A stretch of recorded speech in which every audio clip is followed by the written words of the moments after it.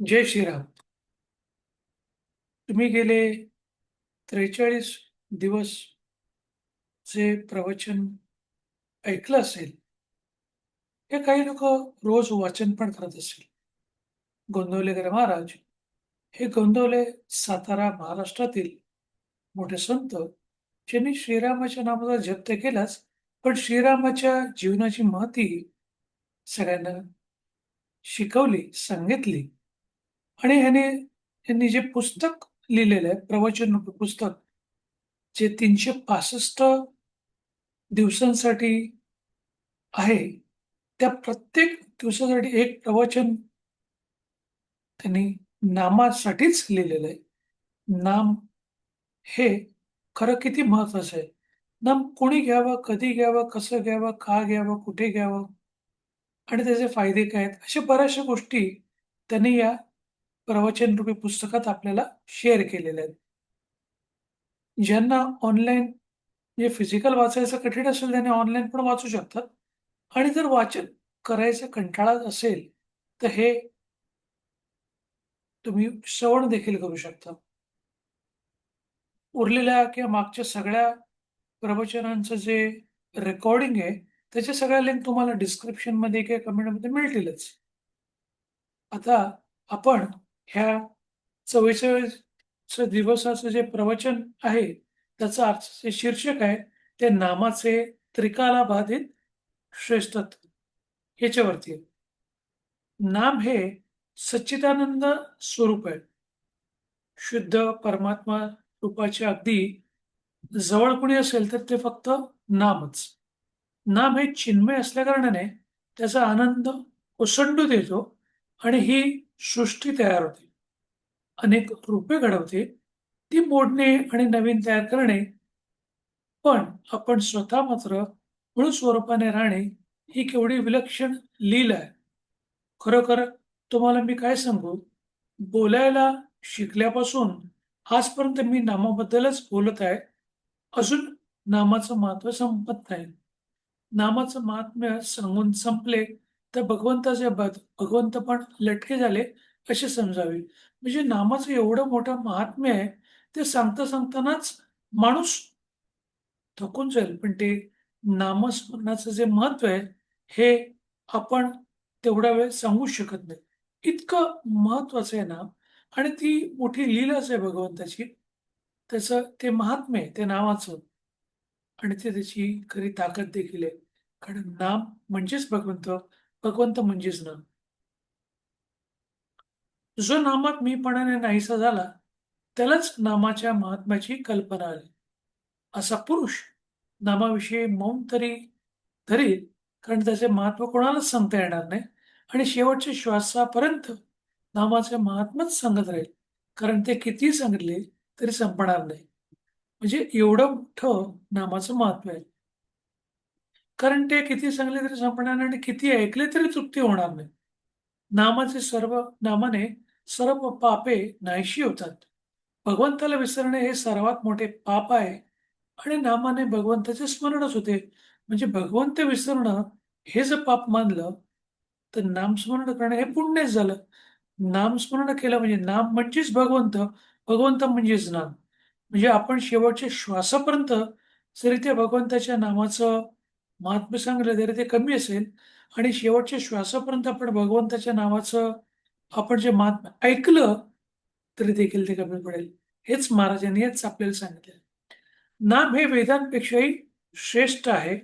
कसे ते पहा. वेद अध्ययनापासून फायदा होण्यासाठी चारही वेदांचा अभ्यास करणं जरुरी. त्यासाठी पुष्कळ वेळ आणि श्रम लागतात.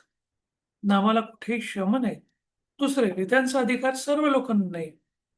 पण नाम कोणीही घ्यावे. वेदांच्या मंत्राचा आरंभाने ओंकारानेच होतो. म्हणून वेदारंभी देखील नामच आहे. नाम हे तीर्थयात्रेपेक्षा श्रेष्ठ आहे.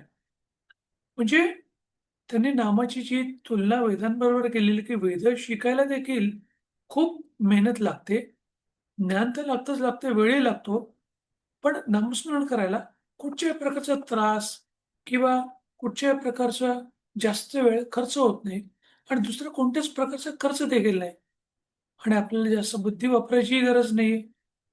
त्याच्या ओंकाराच्या स्वरूपानेच हे वेदांचं ज्ञान ह्याची सुरुवात होते. म्हणजे वेदांच्या अभ्यासाच्या सुरुवाती देखील नामच आहे. म्हणजे नाम हे सगळ्या ठिकाणीच आहे, हेच महाराजांना सांगायचं. अंतरंगामध्ये बदल होण्यासाठी यात्रा करायची असते, पण त्याला श्रम, पैसा, प्रकृती वगैरे गोष्टी अनुकूल असाव्या लागतात. नाम हे घरबसल्या अंतरंग बदलण्याचा अनुभव आणून देते. पंढरपूरला जाऊन नाम घेण्याचे जर न शिकला, तर जाणे व्यर्थ गेले म्हणावे.